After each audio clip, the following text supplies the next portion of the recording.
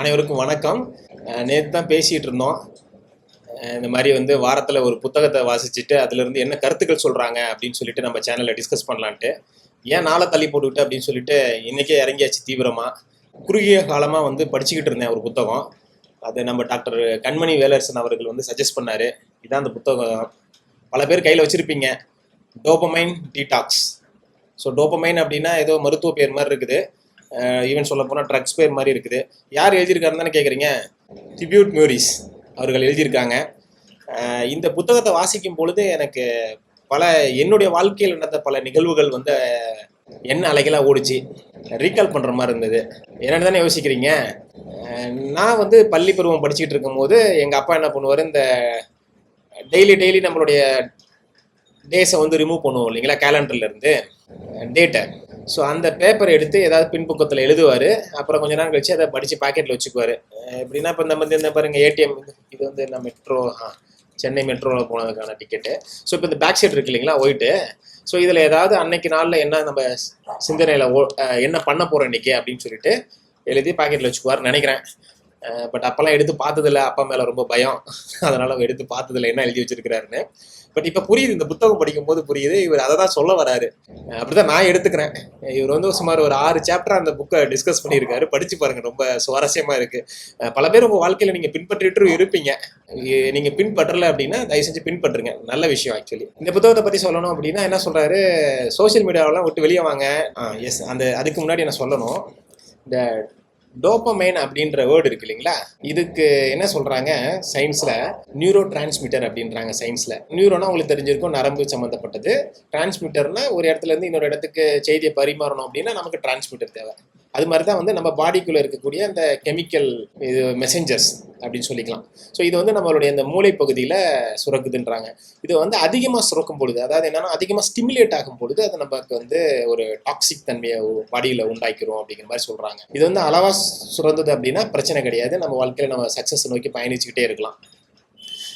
இவர் சொல்லக்கூடிய அந்த முதல் இருக்கக்கூடிய அந்த இன்ட்ரோடக்ஷன் ஃபர்ஸ்ட் அண்ட் செகண்ட் சாப்டர்ல என்ன சொல்றாருன்னா, அதிகமாக கேமுக்கு வந்து அடிக்ட் ஆகாதீங்க, அது வந்து வீடியோ கேம்ஸ்க்கு வந்து அடிக்ட் ஆகாதீங்க, ரொம்ப டிவி பார்க்காதீங்க, அதிக நேரம் மொபைலை யூஸ் பண்ணாதீங்க, அந்த டிஜிட்டல் வேர்ல்டுக்குள்ளேயே உங்களுடைய வந்து நேரத்தை அதிகம் செலவு பண்ணாதீங்க, முடிஞ்ச அளவு கொஞ்சம் வந்து ரிலாக்ஸாக நடங்க. அதாவது வந்து கொஞ்சம் மனதுக்கு மூளைக்கு கொஞ்சம் பீஸ்ஃபுல் கொடுக்குற மாதிரியான இசைகளை வந்து கேளுங்க.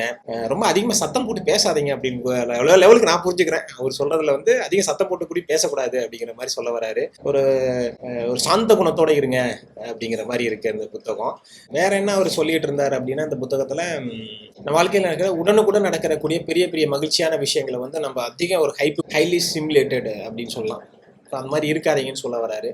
நம்மளை வந்து அதே மாதிரி ரொம்ப வந்து டவுன் பேஸ் போயிட்டோம் அப்படின்னா, சில நேரம் நம்ம வந்து சலிப்புத்தன்மை நம்ம வாழ்க்கையில் வருது அப்படின்னா அதை பார்த்து ரொம்ப வந்து அப்செட் ஆகிடாதீங்க, ஒரு மாதிரி பேலன்ஸ்டாக லைஃப்பை கொண்டு போங்க அப்படின்னு சொல்லியிருக்கிறாரு. அவர் சில யோசனைகள்லாம் கூட சொல்லியிருக்கிறாரு. என்ன மாதிரி யோசனைன்னு தானே கேட்குறீங்க? உங்களை நீங்களே டீடாக்ஸ், நச்சுத்தன்மையை நம்ம பாடியிலேருந்து எடுக்கிறது அப்படி சொல்லலாம். இப்போ நம்ம பாடியில் வந்து நச்சுத்தன்மை, லிவர் கிட்னியை வந்து ஃபங்க்ஷன்ஸை வந்து சொல்லலாம். லிவர் வந்து என்ன பண்ணுது, இந்த கெமிக்கல் சம்மந்தப்பட்ட விஷயங்களை வந்து ஃபில்ட்ரேஷன் பண்ணுறதுக்கு லிவர் ஃபங்க்ஷன் ஒர்க் பண்ணுது, பிளட்டை பியூரிஃபை பண்ணுற விஷயங்கள் இதெல்லாம் பண்ணுது.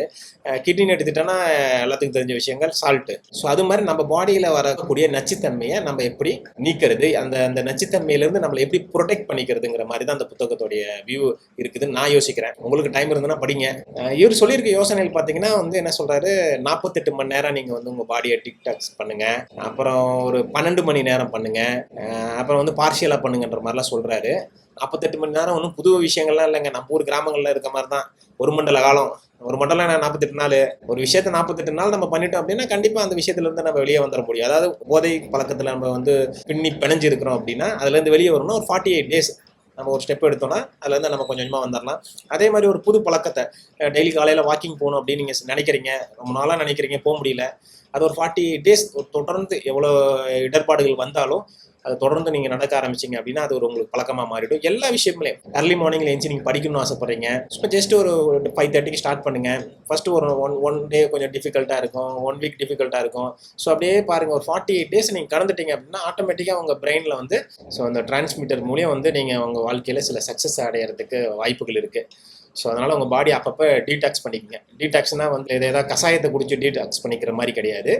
நம்ம எண்ணங்களை நம்ம டீடாக்ஸ் பண்ணிக்கிறதா அவர் சொல்ல வராரு. ஸோ நம்ம எண்ணத்தை எப்படி நம்ம டீடாக்ஸ் பண்ணுறது? இட்ஸ் வெரி சிம்பிள்னு அதையும் சொல்லிட்டாரு. நம்ம வந்து நம்ம நினைச்சா பண்ண முடியும், நமக்காக வேற யாரும் பண்ண முடியாது, நமக்கு நம்ம தான் பண்ணிக்க முடியும். ஸோ அதனால் நீங்கள் உங்களுக்கு நீங்கள் முயற்சி பண்ணுங்கள். நீங்கள் ஒன்ஸ் டீடாக்ஸ் பண்ணிக்கிறீங்க அப்படின்னா உங்களை அந்த ஹைலி ஸ்டிமுலேட்டட் வைப்ரேஷன்லேருந்து உங்களை டீடாக்ஸ் பண்ணிக்கிறீங்க அப்படின்னா நீங்கள் சக்ஸஸை நோக்கி பயணிக்கக்கூடிய தூரம் வந்து ரொம்ப பக்கத்தில் அப்படிங்கிற மாதிரி இருக்குது.